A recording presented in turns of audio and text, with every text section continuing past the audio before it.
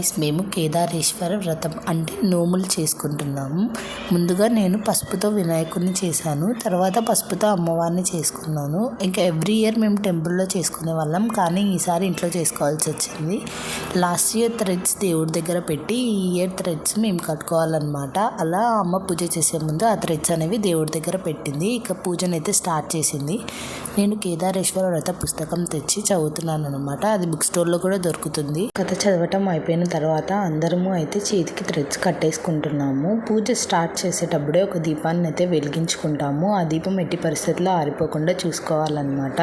ఇక next day నేను అమ్మవారిని నీటిలో వదలడానికి అయితే వెళ్ళాము. అమ్మ అయితే ఇక్కడ పూజ చేసింది. నేనైతే టెంకాయ కొట్టేసి నమస్కరించుకున్నాను. ఆ తర్వాత అమ్మవారిని తీసుకెళ్ళి నీటిలో అయితే వదిలేసింది. ఎవ్రీ ఇయర్ ఇలా అమ్మ నాన్న వచ్చి నీటిలో వదిలేస్తారనమాట. ఈసారి నేను వచ్చాను. వీడియో నచ్చితే లైక్ చేసి సబ్స్క్రైబ్ చేసుకోండి.